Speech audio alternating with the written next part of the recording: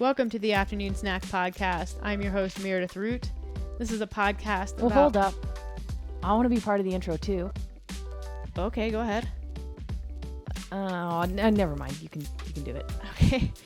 Like I was saying, I'm Meredith Root, former engineer, CrossFit Games athlete, and owner of Tactic Nutrition. That was the one and only Alex Parker, former lawyer, also a CrossFit Games athlete, and co-owner of Tactic Nutrition.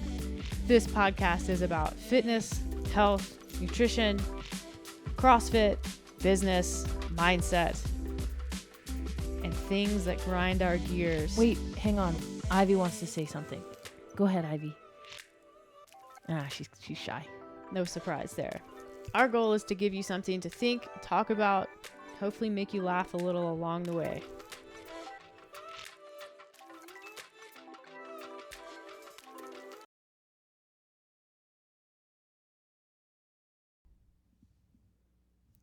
Welcome to the show, Alex. Thank you. It's great to be here. It's great to have you. Thanks for having me on. You're my favorite guest. You're actually, you've been on here more frequently than any other guest that I've ever had. So, how does that make you feel? That is an honor. Yeah.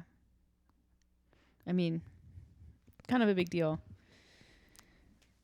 You're kind of my only guest, but people don't need to But know then that. I sometimes bring on a sub guest. Yes, sub guest Brenda. Yeah. We need to diversify our sub guests. We do. I'll look into it. Okay. Yeah, for sure.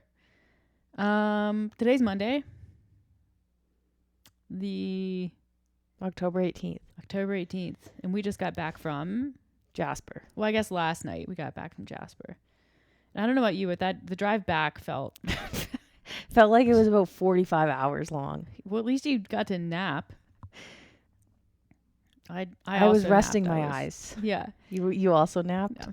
It's so Jasper, if you're not aware, is a little mountain town in Alberta, and it's about 4.5, 5 hours, depends on traffic. So you basically drive to Banff, and then you hang a west. I think you hang a right. Well, the exit is to the right, but you head west on the map. Oh. That's what I'm getting at. Okay. Right. If you're going to go, look it up on your own GPS. Yeah. Don't follow my directions. Because there is a turnoff. There is. It's not just Highway 1. It's 93 West. Mm-hmm. But anyways, it's considered to be the most scenic highway in the world. I read that today. It has that superlative. And I must say, having driven it twice now, once in one direction and once in another, it's really amazing I didn't run the car off the road.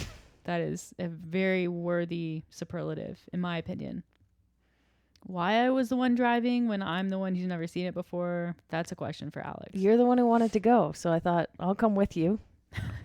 You just get to drive. You organize everything and take me. I like how I'm just the passive passenger. When we're getting close to Which is how it normally is on vacation.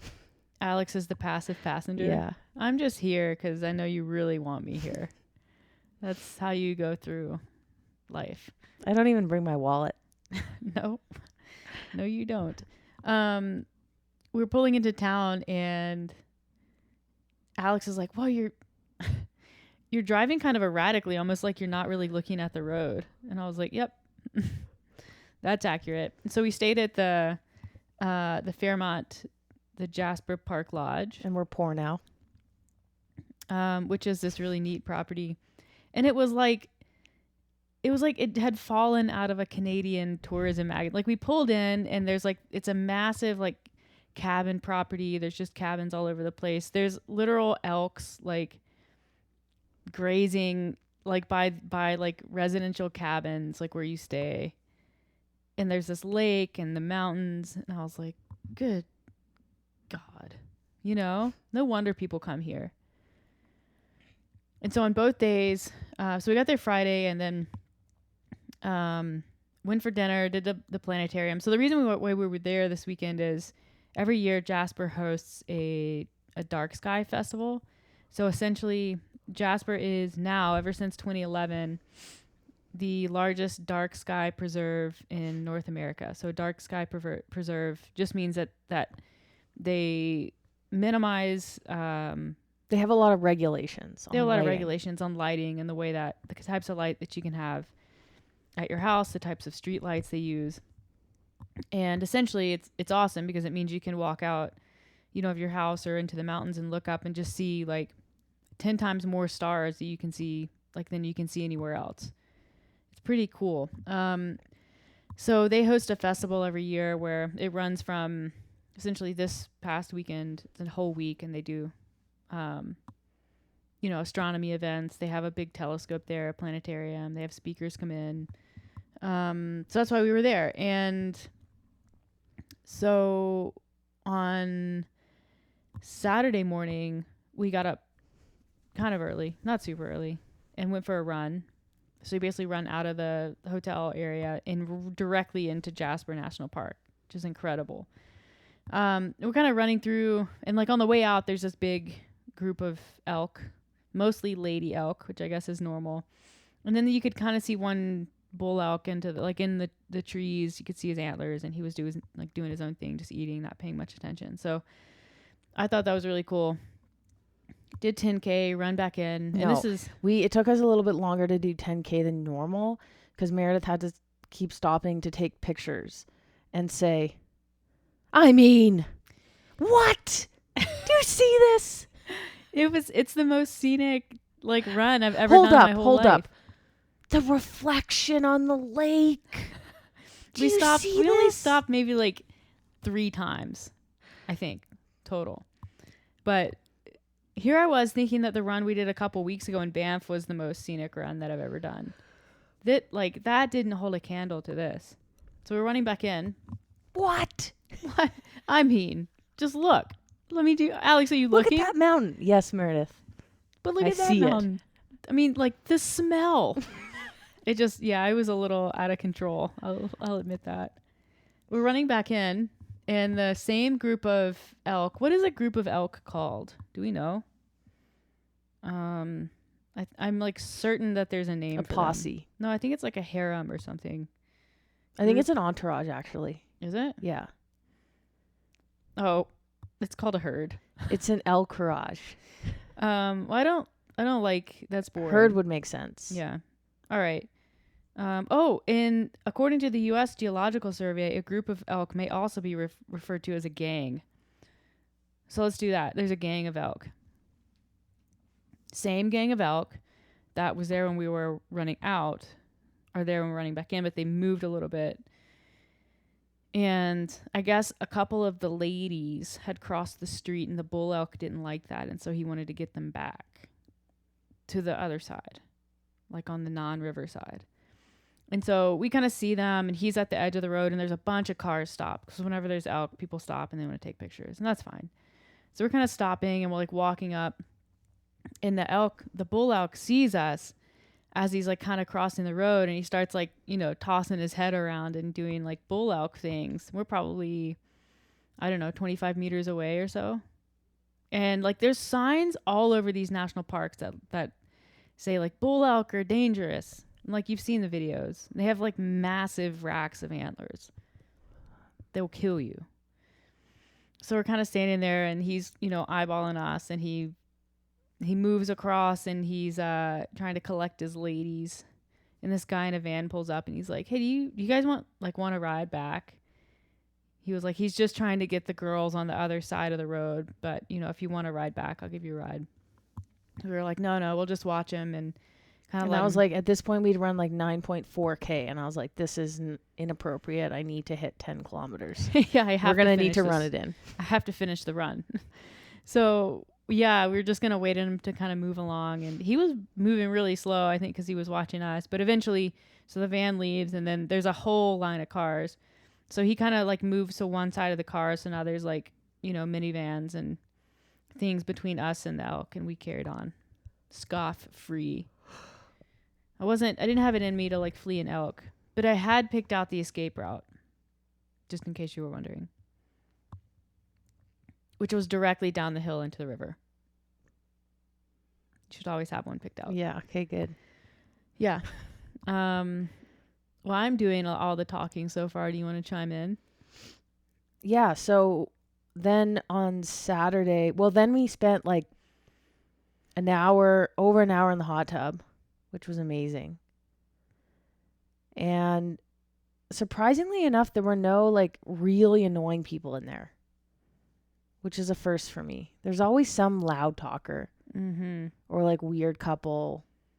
'Cause there's always that person.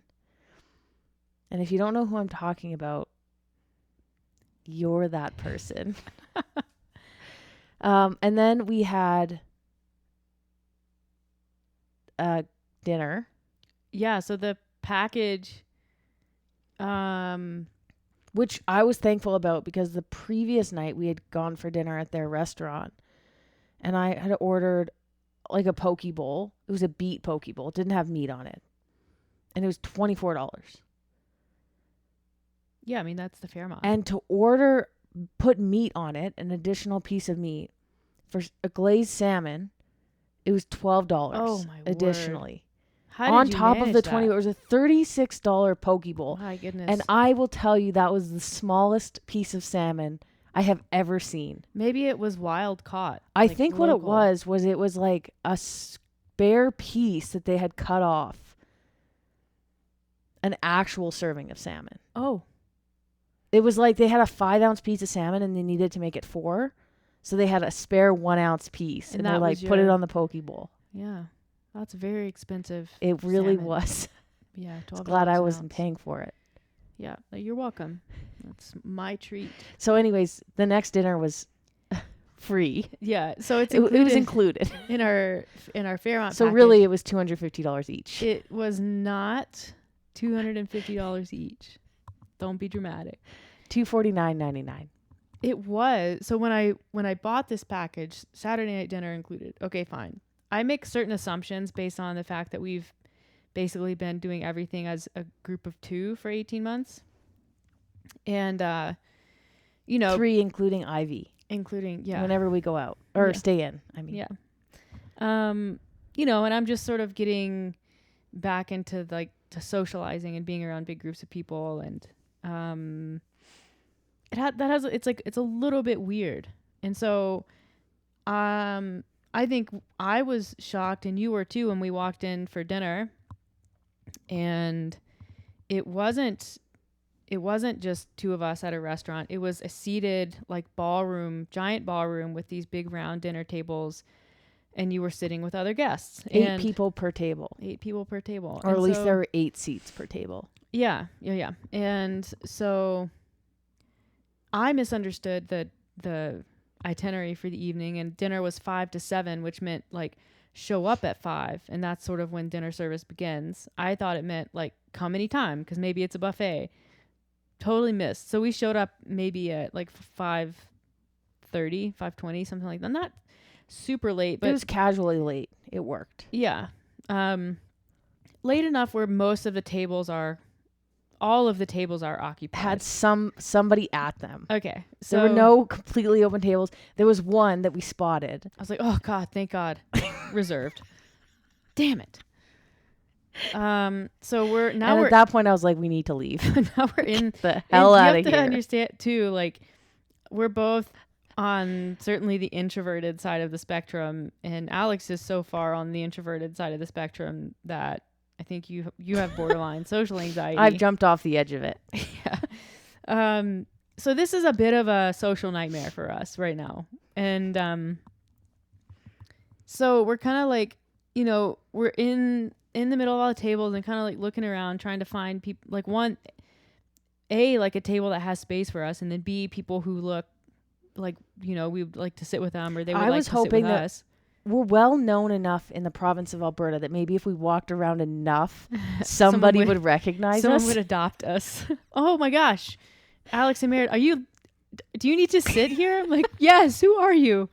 Thank you so much. That did not happen. I was like, well, let's find it. There's like a group of younger people, and I was like, well, we'll go sit with them. So I walked up and I was like, hi, do you mind if we join you? Which took all of the courage that I had to say. And the girl was like, oh no, I'm so sorry. We actually have 4 other people coming. So we were rejected. And at that point, I was like, we're just going to leave and buy ourselves dinner and we'll do the symphony after.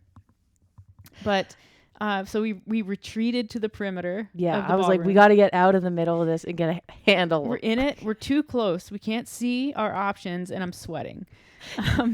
So we retreated to the perimeter, and there was kind of in the like the middle. Also- Okay, you are completely out of control.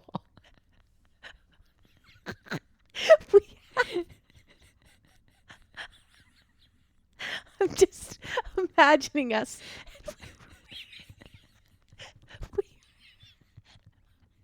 Get it together. Just cut this out.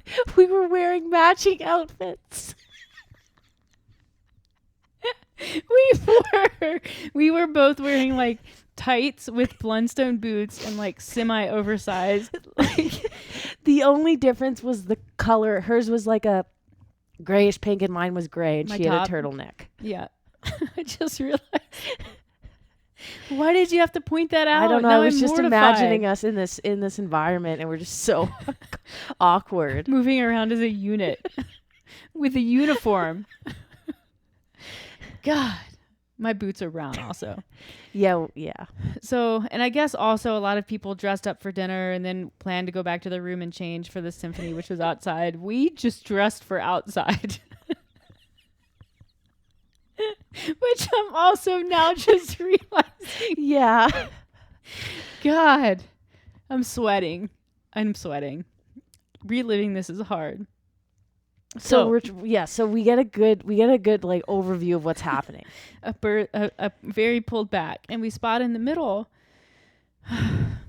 table like an older couple kind of by themselves, and Alex, they weren't really like talking to each other, and Alex like, we'll go sit with them. The good news is like, they're not really talking to each other, so maybe though, they won't talk to us, which in my mind is a much worse situation. I would much rather someone at the table be talkative. So we go and sit down with this couple. They, can we join you? And it becomes immediately apparent the guy is a talker, which is probably why, like, in part his wife is totally checked out. But I love that. I like, I'll talk to people, but I do much better when there's someone at the table who's willing to sort of carry and guide the conversation. And that was this guy. And so they're like, they're serving courses or whatever. And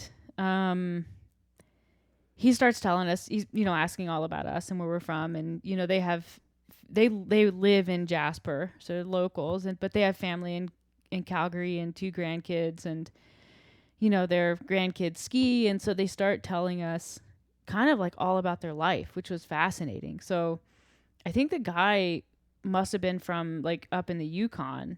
And then his wife was from PEI and has 2. So his kids, they're her kids, not his. She had 2 kids from a different marriage and lived in Cincinnati. Like, she went and got her master's degree in Cincinnati. And I guess they were both educators in the Yukon, and that's where they met. And so they're just telling us all these, he's telling us all these. She's quite quiet and would kind of like chime into him, and he would like relay what she had said, but just about this fascinating life that they'd had, and how they used to, on a whim drive from the Yukon to Anchorage, Alaska to go skiing, because like they learned that Alex had gone to university in Alaska, and they're like, oh my goodness, like what part? And then we're telling all of their stories about Anchorage, and they had lived in PEI, and they would just like drive down to Boston to catch a couple of Red Sox games and stay in the hotel there, and then drive back before they had to go to work. And they're big sports fans. Huge sports fans. And they've biked across Canada. Like, they did that. They backpacked in Spain. Like, they have all these stories, and they're going on and on and on. And not in an annoying way. It was a great conversation. Yeah, it was. And he was a really good storyteller. And I guess one of their sons had been offered like to play volleyball or something in Alberta, so they moved to Edmonton, and then from Edmonton moved to Jasper. And they were just outside of Devon, which is a smaller right suburb of Edmonton, and they had an acreage. Yeah, they raised like lamb. They raised their own lambs that they ate, and so they have like, what haven't you done? And the wife's like a marathoner, an ultra marathoner. So At one point I was like, wow, you guys sure have lived a life. yeah. And he, he said that. And, and they're both really, really nice. And his wife was funny. And at one point she had like, they had served a first course or whatever. And she seemed kind of like she was agitated or something. And, said, I'm going to go for a walk really quick. I just have to move around. And so she gets up and kind of walks off, and he looks at the two of us and goes, my sweetheart, my wife, was recently diagnosed with dementia, like in the last 2 weeks. And that's why she has a little bit of trouble sitting still. And, I'll be really surprised if after we leave this dinner, if she remembers your names or even that we had dinner together. And I was just kind of like flabbergasted by that. And partially I have a bit of a fear of those diseases. I think like losing your like cognitive, just I've always struggled with that idea. And I said, I'm really sorry to hear that. And he was like, no, it's okay. Like I am the right person for this. And you could just tell like he loved her so much. Yeah. Like it was oozing out of his pores. Like he was just like, that was his person. It was like, and this wasn't in a sad way, but it was almost like it was his purpose to make her happy, and that was what made him happy. Yeah. But obviously, like, the world didn't revolve around her. It was their world, and they were in it together, and they've done all these things. But like doing things with her, being with her, like seeing her happy, even if it was just for an instant, pleasing her quickly, like getting her what she wanted. Yeah. Was like that brought him like a lot of happiness, just like small amounts, you could tell. Yeah. And I'm sure that like talking, like telling stories about their past, like stories that she was very much involved with telling too, like that's got to make him happy too, because it's like she remembers and is but it was cool. Like they were obviously very well liked. They lived in Jasper, as Meredith mentioned, and they frequented the Jasper Park Lodge, and I think everybody knows them there. Yeah. They've been in Jasper I think 5 or 6 years, and they're very well known. They talk to everybody, and that's the type of person, type of people that they are. Yeah. And it just kind of like, it caught me for a second. It was like, it was an unexpected sort of moment. But, and she came back, and then he, again was talking about, we've lived this wonderful life, and, we've done so much. And a lot of that is because, we always have said yes to to opportunities, and to, we do things a little bit on a whim if we decide that we want to, and that, that has allowed us to do a lot.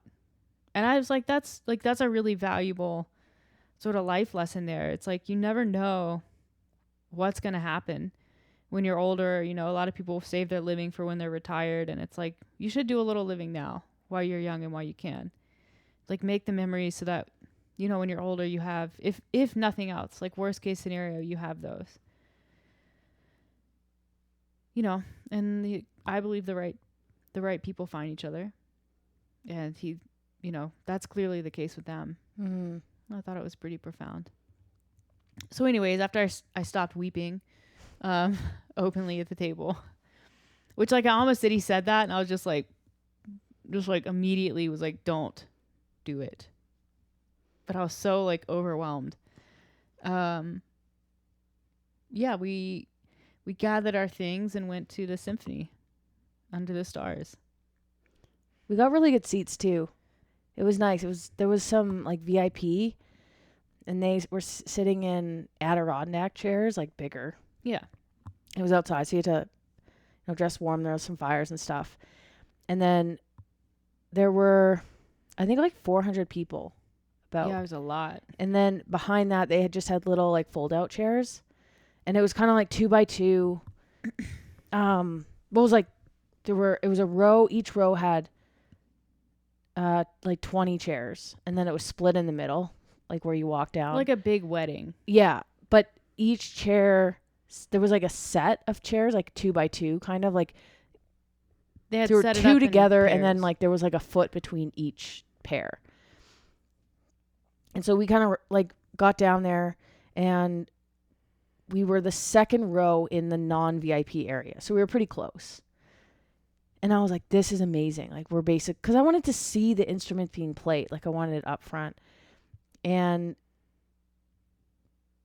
then Meredith went out to go get a blanket for us. And I was sitting there like, I can't believe we got these seats. And there was in front of me, just to my right. So Meredith would have been sitting next to my right. The couple ahead of us, the guy in the seat to the right was sitting there, and whoever he was with wasn't there yet.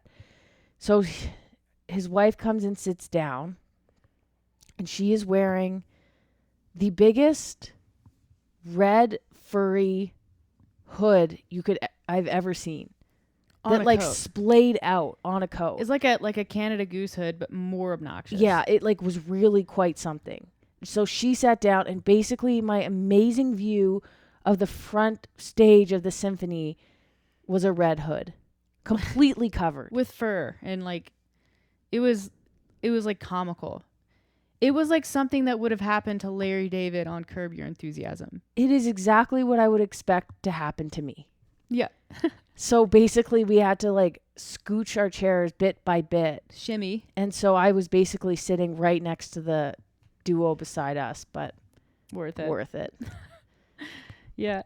That was great though. The symphony was they had the Edmonton Philharmonic Orchestra, which is not, they call it the symphony, but it's not the symphony, it's the Philharmonic. It was great. It was a really good show. But definitely Jasper. It's like Jasper is frequently mentioned like with Banff, and I don't think it should be, because it's a totally different thing. And if you're like thinking of visiting the national parks in Canada, I think Jasper is well worth the Extra 3 extra hours. effort. Yeah. Yeah, and you see like glaciers on the way out. It's pretty beautiful. Yeah. Definitely. Well, let's get into the meat of the podcast, shall we?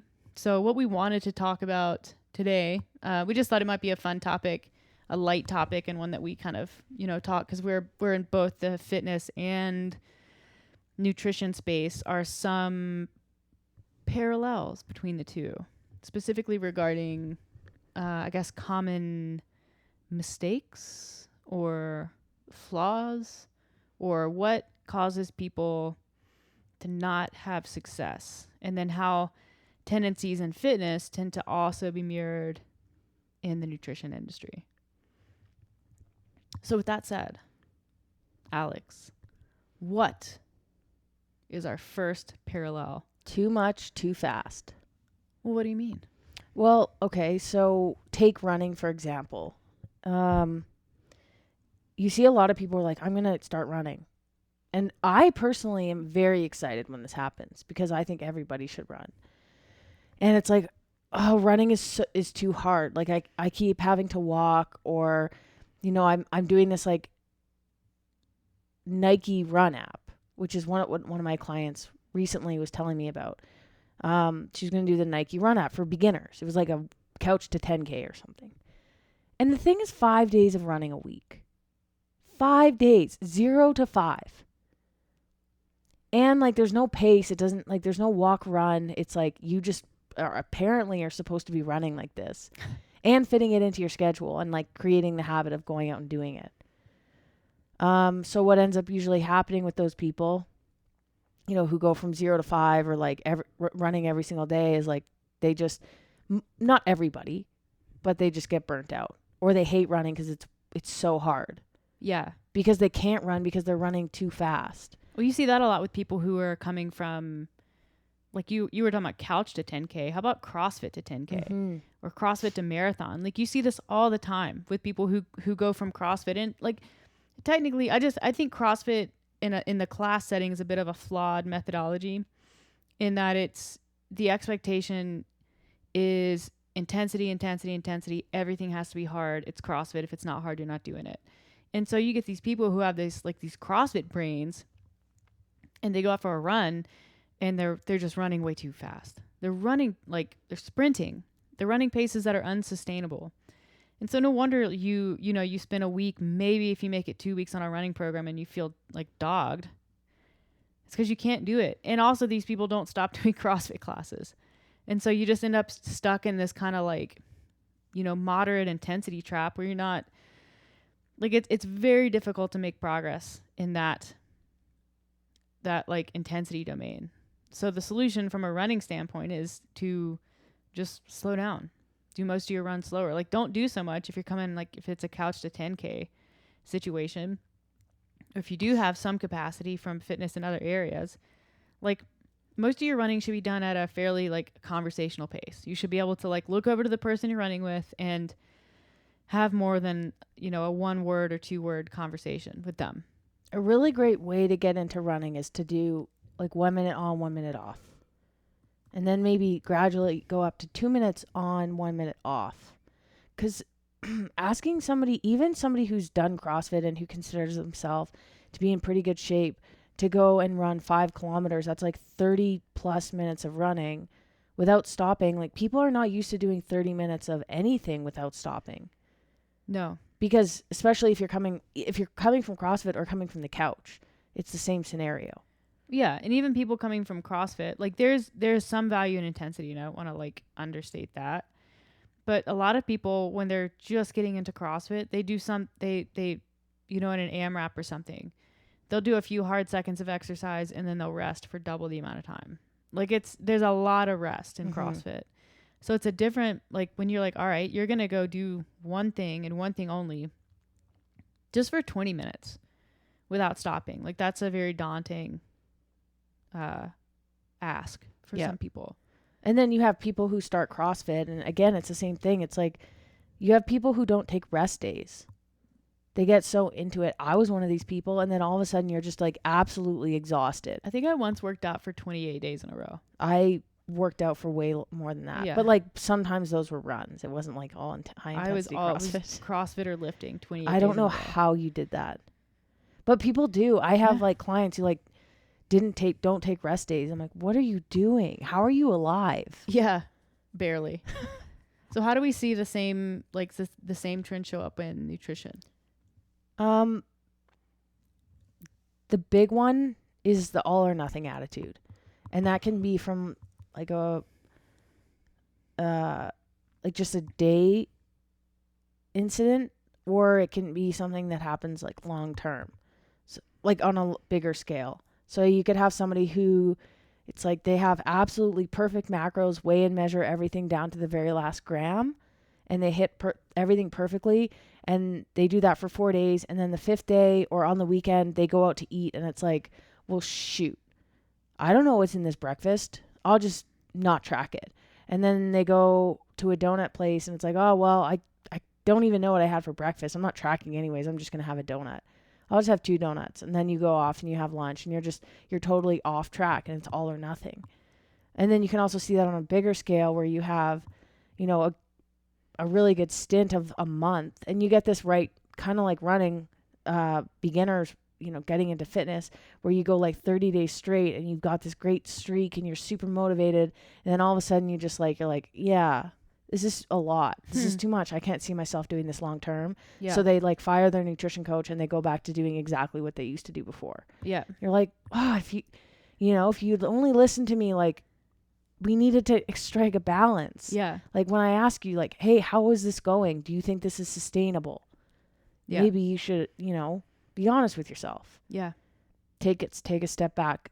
Actually picture yourself in a year. Be like, okay, can I be utilizing tracking in a way where this is actually sustainable?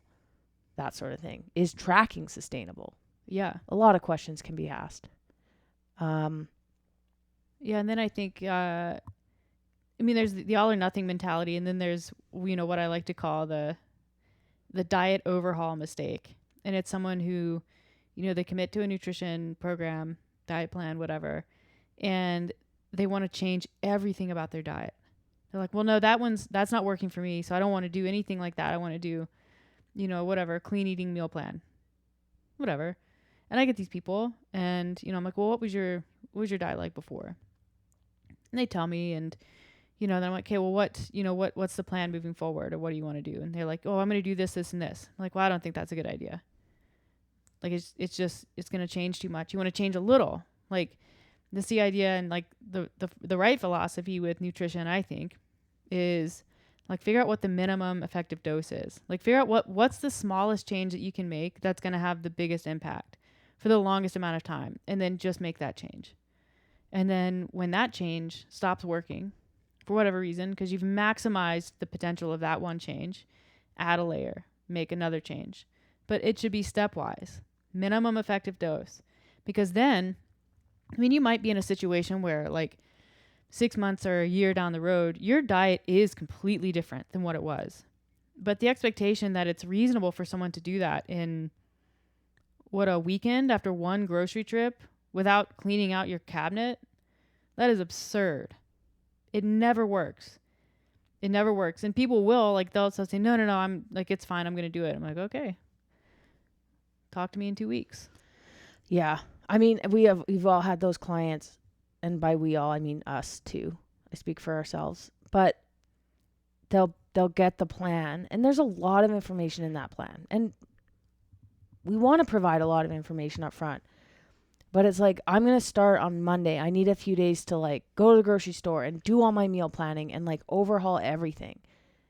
And really what needs to happen is like just start by logging what you're eating right now, see where we're at, and go from there. Mm-hmm. Some people like they learn a lot just like logging all their food, and then they tinker with it and figure out what they need to be eating, and then they stick to it and they run, and it's fine. For the most part, that doesn't tend to work. No, and that's like the too much too fast is this, I think, a byproduct of the way that goal setting works, the way the human brain works, which is you decide you're going to do something, you set a goal or whatever, and you get this big rush of dopamine. It feels really good to set a goal and to commit yourself to something. And then that might last, a month. Like you were saying, 30 days it's common for people to stick to something for 30 days. And every time you do something that you feel moves you towards that goal, you get a rush of dopamine. Very encouraging, motivating. It keeps you on the track. And then usually one of two things happens. A lot of times people attach some value or expectation to that 30-day mark or to some milestone, to some period of time. And then if they get there and they haven't achieved what they set out to, or they don't see the progress that they want to, they stop getting that rush of dopamine. They get demotivated to continue. Or if someone is progressing towards their goals, then you sort of start fantasizing about the end, and you stop doing the things that are required to get you there. And so you kind of make progress, and then you stop making progress. That's that arrival fallacy that we've talked about before. So it's kind of, you have to fight the tendency to set, I guess, big goals, or to get too excited about those big goals without paying very close attention to what needs to be done every day and what's a realistic time frame. Should I even attach a time frame to this? What if I just didn't have an end point? What if I just rolled this into whatever comes next? Mm-hmm. Which you don't know what comes next. So that's actually the more logical thing to do. Instead of saying, I'm going to lose 20 pounds and then this. You don't know what comes after that. What if there's 30 pounds after that? Mm-hmm. What if 20 pounds is selling yourself short? Yeah, it's like commit to the process, make the process the goal, the commitment, and then see where it takes you.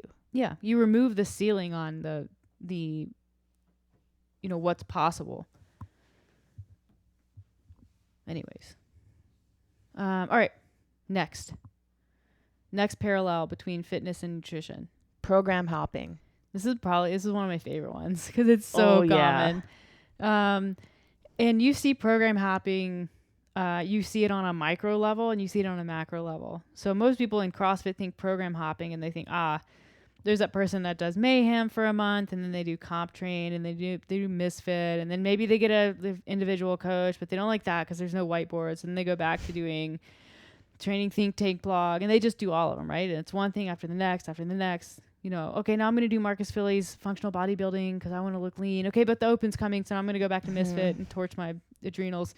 I was always looking for like fun training. And then on a macro level, there are people who, they get really into spin, and then they get into Zumba, and they're like, all right, well, now I'm doing bar classes and Pilates, and they're kind of just like, bouncing around and doing a little bit of everything. And that's okay if you have the right expectations in place. But if your expectations are to be making massive progress, and this means, micro level program hopping in one specific like modality of training, or macro program hopping as in doing totally different training methodologies, if you're expecting to make massive progress doing that, you will be sorely disappointed. Yeah, because the most effective training is not always fun. Like, we maximize adaptation. I would say it's not fun. No, you have to commit yourself to doing things repetitively. I mean, because the most effective training or maximizing adaptation to training is about repeatedly exposing yourself to the right stimulus and progressing, like, getting more difficult. Hang on, Ivy's just being a nightmare. Come on. Progressively getting heavier, like overload the system. Do the boring accessory work that keeps your joints healthy. Like, it's a lot of doing the same or similar types of things over and over and over again until they stop working. And then when they stop working, you find a little more nuance to add in. And this is another flaw of the CrossFit kind of methodology, is if you're constantly varying the stimulus, then at some point adaptation beyond a very basic level of general fitness stops. And that's like, CrossFit is a GPP, a general fitness preparedness program, and it does a good job with that, I guess. But it's not training. It's not training. And people who compete at the highest levels of CrossFit are not doing CrossFit. They're doing strength and conditioning training.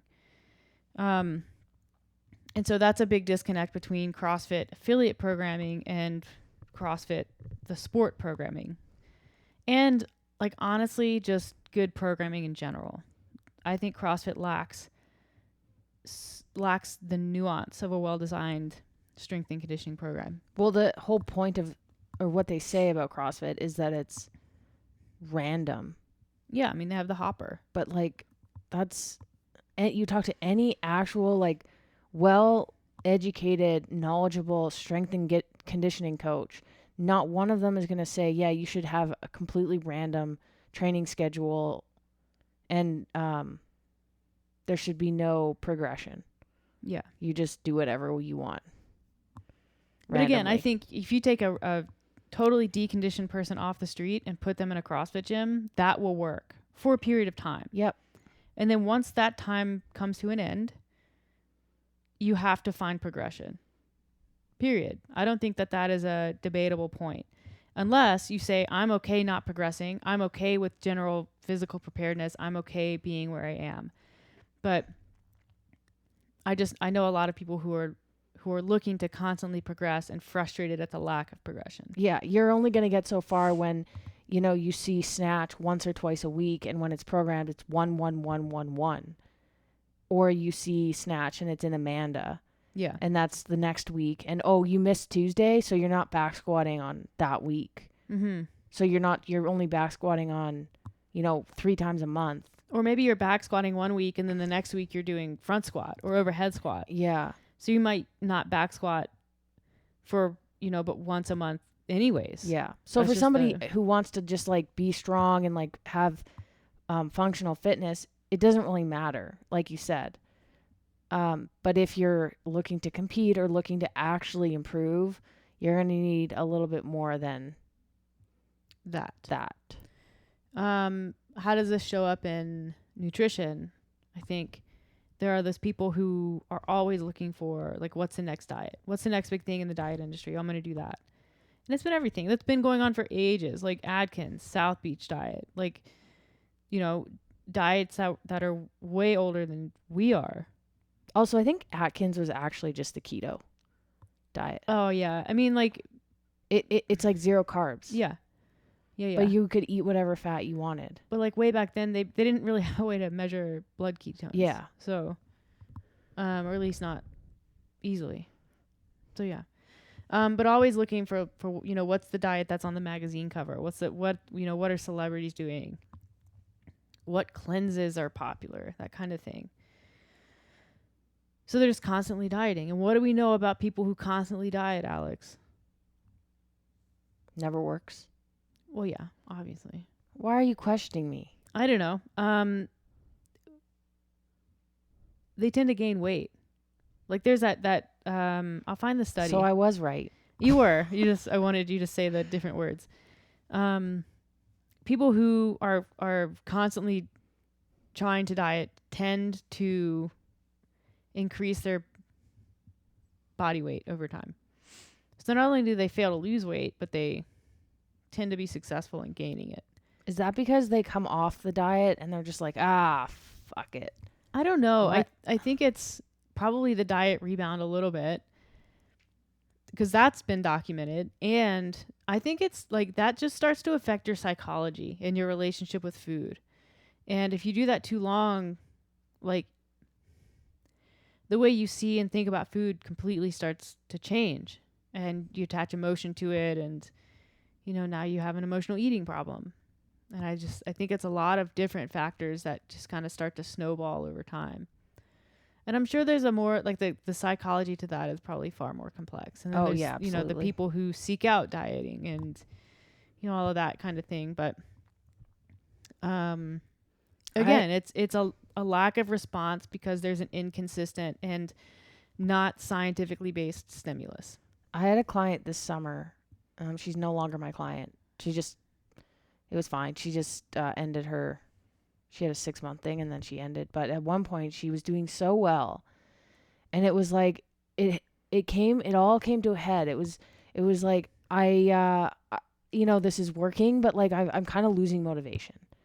I was like, okay, let's talk about this. Like, are you losing motivation to track? Like, what? She's like, no, like, I think I feel like I need something like exciting to like get me like fired up to like be in it, like make it a priority, like commit, like put in the effort. And I'm like, more exciting? Like, what does that look like to you? She's like, I don't know. Just like macros were so exciting and I learned them and like I was hitting them and I lost weight and like, but now I'm just kind of like, well, now what? And like, I'm bored of it. And like, I'm kind of just like losing motivation. And she still had goals like to lean out and like be healthy and like improve health and fitness. And I was almost like, I didn't even know what to say. Yeah. We don't have any special sauce for like, macros. Yeah, you can do another diet, but you're not going to have you're going to go in the opposite direction that you want to. Yeah. Like, it's going to be boring. It's easy for you to do. It should be easy. Like, it's part of you. You can automate it. Mm-hmm. You don't have to think about it as much. Like, you can enjoy other things in your life. You don't have to like be focused on your diet. I don't know.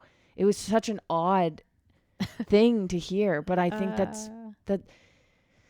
I guess for me, it was weird to hear somebody who's had a lot of results doing the simple stuff. Yeah. It's not easy. It's just simple. But she had so much success and felt so good on it. And then all of a sudden it was like, it was almost like that's never happened. I've never had a client that's like, oh, this finally worked. I'm glad I'm like done with all that like nonsense. Yeah. For someone to want to go back to that. Mm-hmm. I would like more nonsense, please.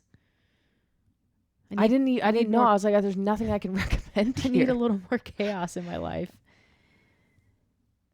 I need to be confused. I get it. Like, I get it's kind of the goal thing. It's like you set a goal and it's new and you have a even like the date, like things are new and whatever. Like, I remember I did the 800 gram challenge and I was like, this is new and it's exciting and I feel like I'm going to feel better and I'm going to be eating so many vegetables and so much fiber. And it was new, but it wasn't really that new. And then at some point you're like, look, I don't have time to poop 4 times a day. Okay. It was a lot of work actually to eat that many fruit and vegetables, especially for me. Yeah. Whereas like, I can't eat that much food volume. Yeah.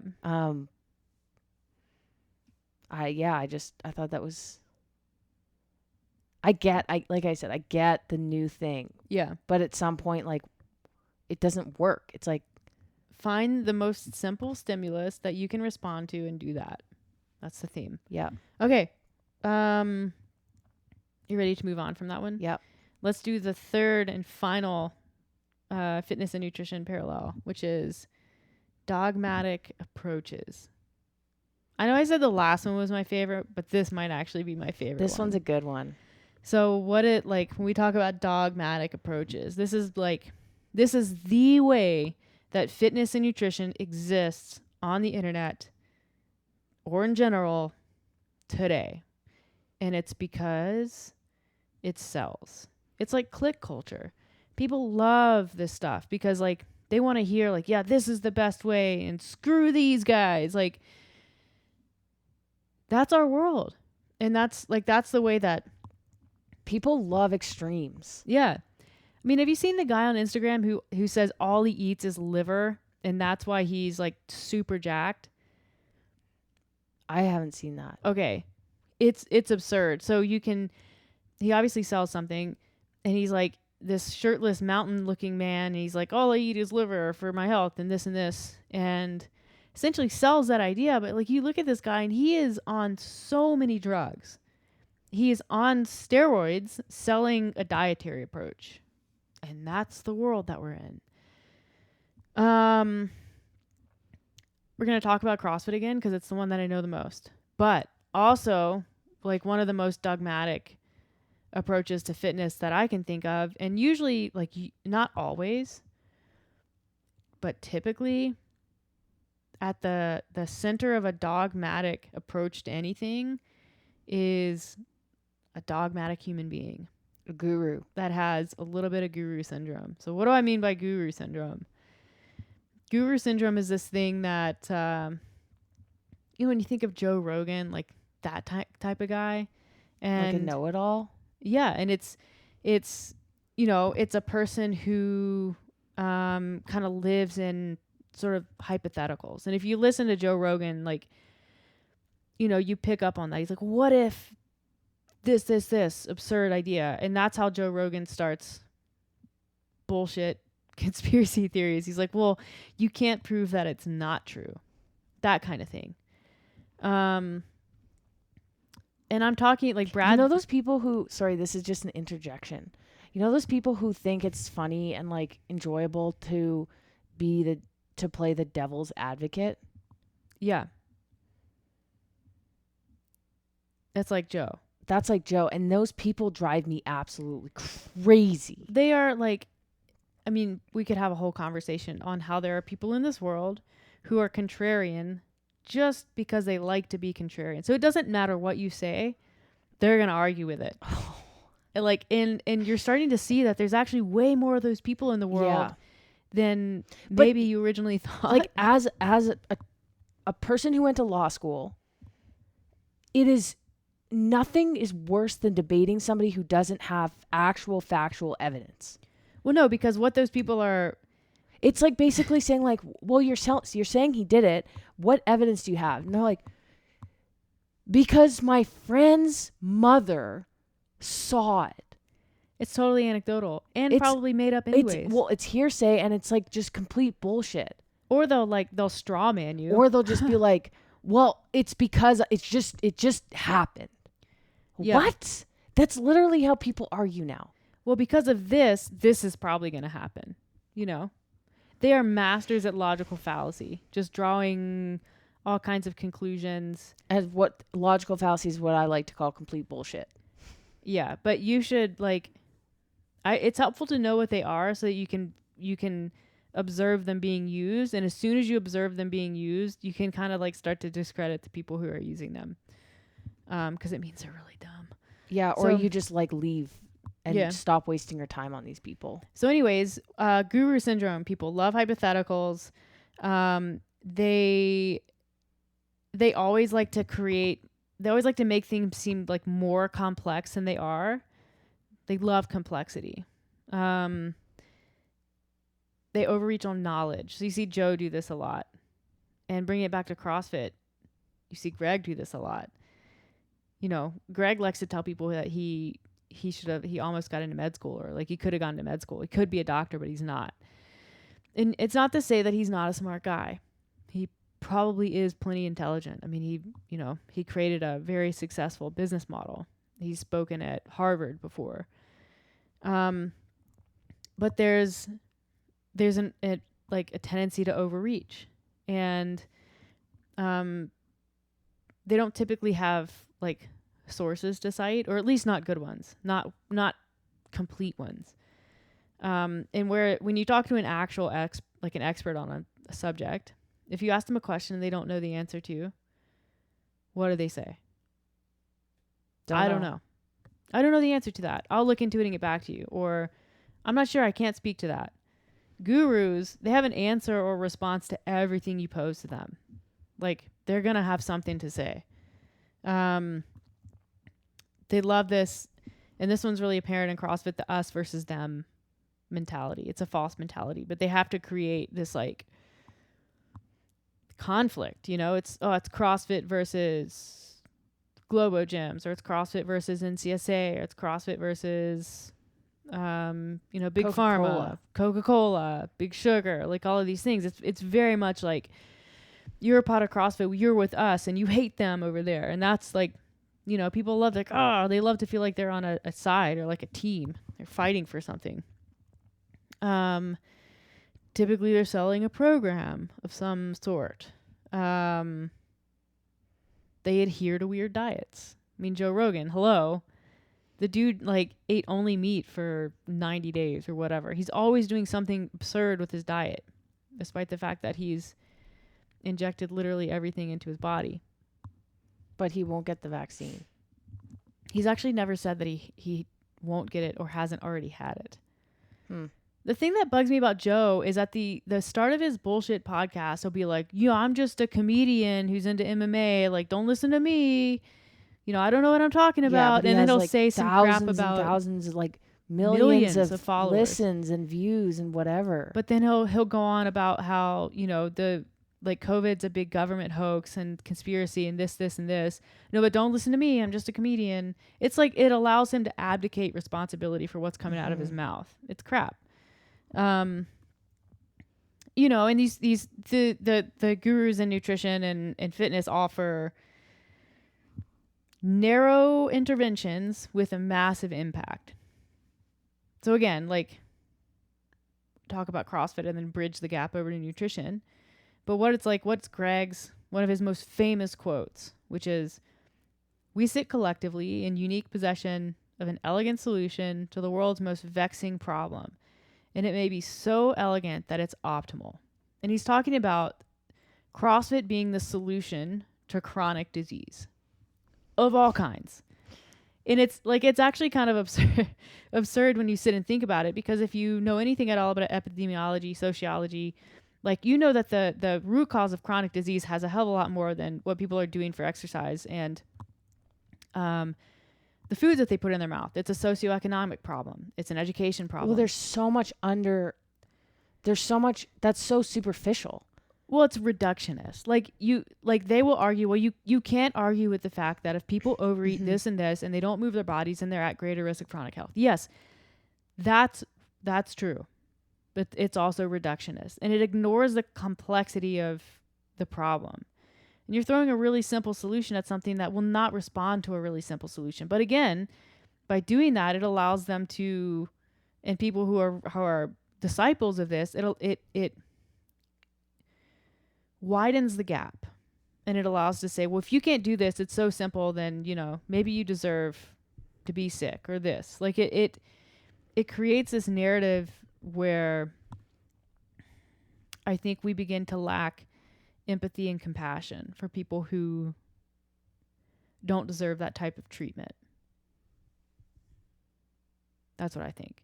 And that's the danger with reductionist approaches and arguments, is that they sound like they sound really appealing because it's so simple. You're like, well, I like the way that sounds. That's so easy.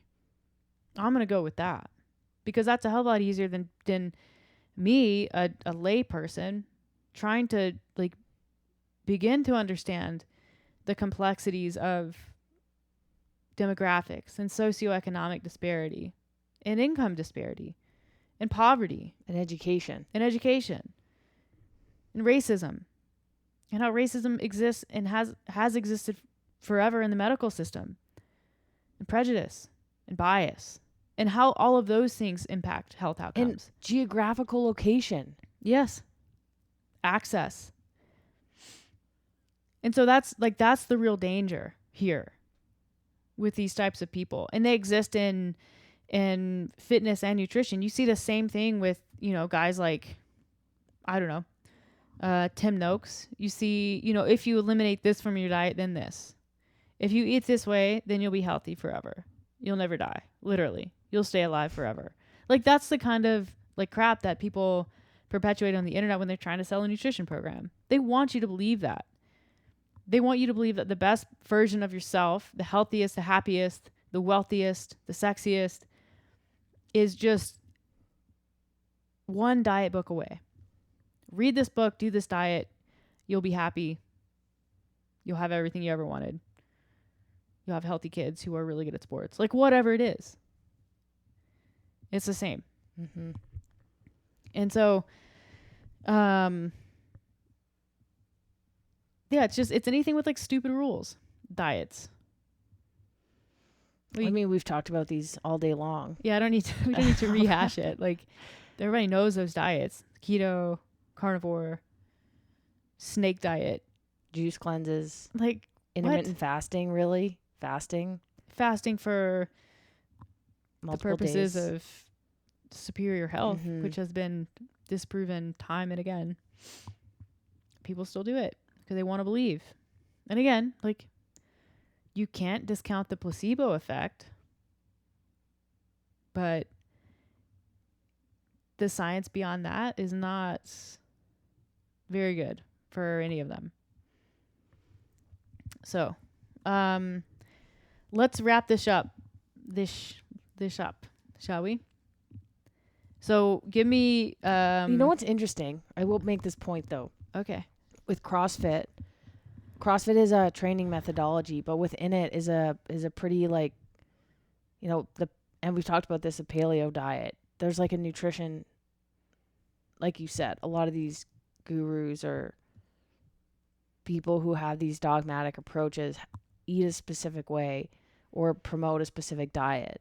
And within CrossFit, there is that exact diet, which is very restrictive, and it's very high horse, and there's lots of rules. There are a ton of rules.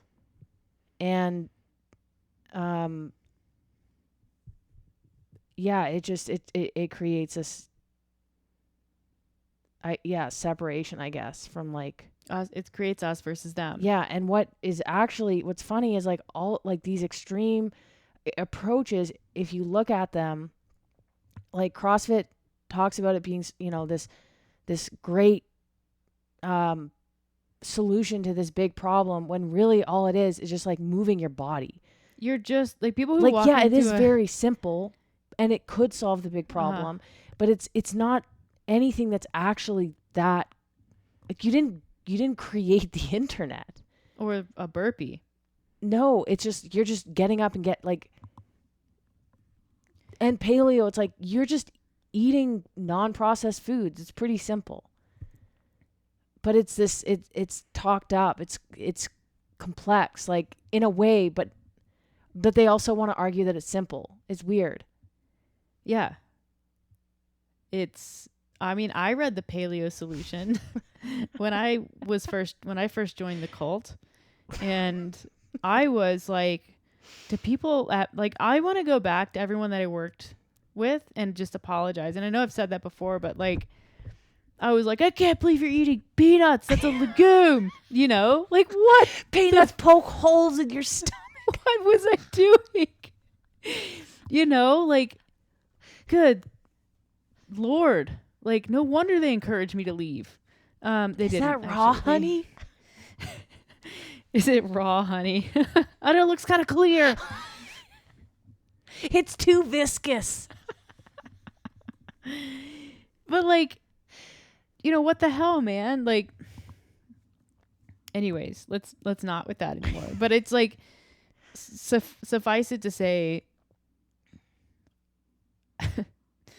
the Kool-Aid is potent, and it's alluring. It feels good to feel part of something, and you're like, screw the man with your machines. Your Okay, so cable somebody the other machines. day, I'll let you get to your question, but the other day somebody was like, I do CrossFit. I go to a CrossFit gym, and she's talking to us, and she's like, but I have to admit, I do use the Peloton once or twice a week. I have a Peloton. And I was like, she's Okay. like guilty or She's something like, of having a Peloton. I do virtual spin classes. We were like, so? But again, it's like people think CrossFit's like CrossFit only. Like spin is stupid. Yoga's dumb. Yeah. Like, you know? That's been the But line. it's like you can do whatever you want. I'm glad that you're able to jump on a bike at the end of the day because you can't make it to CrossFit class. That's a good thing. Yeah. It's funny. Well, let's wrap this up with a really easy question, and I'm going to ask you, so prepare yourself as if it's not written right there behind me on the whiteboard and you haven't been looking at it the whole time. What is your number one tip for people who are just looking to get started in both fitness and nutrition? Keep it stupid simple. That's the tip. It is so stupid simple. So what would be for nutrition? What's one thing that someone can do like tomorrow? Eat a vegetable at lunch. Okay, I like that one. Don't drink pop or soda. Yeah, that's two things. Well, I was just throwing out two separate things. Okay, maybe have a glass of water first thing when you wake up. Yep. Set the day off right. Don't snack. Make dinner at home. Ooh, I like that one. Make one meal at home. Yeah. Maybe skip the drive-through at Tim Hortons in the morning and bring your own breakfast that has a fruit in it. What fruit? Berries and yogurt is what I was thinking. Okay. And so same question for people who want to get started with running or working out. Lace on your runners and do minute on, minute off for, honestly, 10 minutes. So 5 rounds. 5 rounds. Yeah, I like that. I remember when my mom told me when she first started running, she ran for like 2 minutes or something and then stopped. Yeah. And then had to go back to the drawing board and was like, hey, I have to figure out how I'm going to like get myself to the point where I can sustain an effort here. Yeah. And it was like 1 minute on, 1 minute off. There's been times where I've had little niggly injuries and I've had to take a week or two off running. This happened recently. And when I go back into it, it's a lot of like work rest, like 1 minute on, 1 minute off, just to make sure that like my body's feeling good, that I'm allowing my body to recover and not, my legs not get too tight if it's a knee issue, which it was, run for a bit, get a feel for it, then stop, just so you're like easing back into it. Yeah, totally. And same with weights. Like, don't go out there and go ham on something. Do the on-ramp program. Ask the coach how to scale. And like, number one piece of advice is leave your ego at the door. Yeah. That's a big one. Because that'll keep if you, you're a male. that'll keep you walking through the door. Yep. And not quitting. Yeah, I like that. Ask for help. There's a lot of stuff. But yeah. Do less, but more often. Do less for longer. So instead of like couch to CrossFit going 5 days the first week, go like 2 days the first week. Mm-hmm. I know it's like there's this, when you're paying for membership, you're like, oh, I got to get the most out of it. But if you overcook the potato in the first week, the second week is going to be pathetic.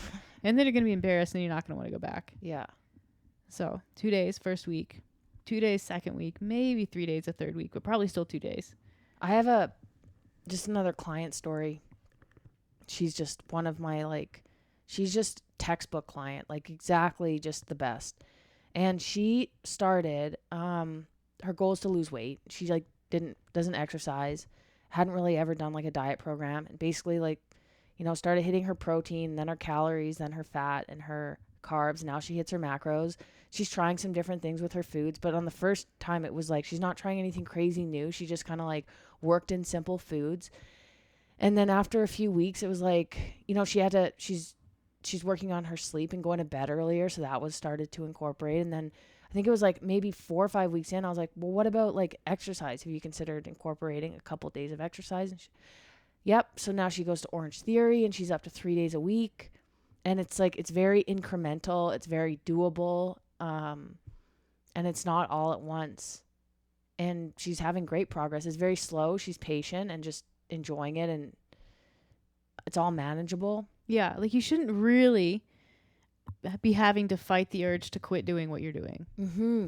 Like you shouldn't feel so overwhelmed and tired and like frustrated that you're having to fight the urge to not do it anymore. Yeah. If you're feeling that early in the process, back way up. Yeah. Way up.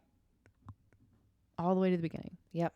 And everyone, honestly, another really big tip, everyone is on their own, I don't like this word, but their own journey. Journey. It's true. Like everyone is going to be doing something different. Some people can hit their macros every single day, but like maybe that person doesn't work as much as you. Just do better and then do even better. And then even, just slowly make improvements. I like that. Yeah. You want to wrap it up? Mm-hmm. I was just sitting here thinking, having listened to that podcast with Kate Beckinsale, I'm a little self-conscious that I don't sound like half as good as she does when she talks. But she's also like English. She's got that really nice English accent. Anyways, I'll work on it. I'll work on the way that I'll work on it. You'll know when I've made the change. You'll be able to tell. Be like, ooh, that sounds really good. We listened to a podcast with Matthew McConaughey on it. Yeah. And that guy is one of the most articulate human beings I've ever heard. He talks so quickly and barely ever stumbles over his words. Never says the words like or like anything.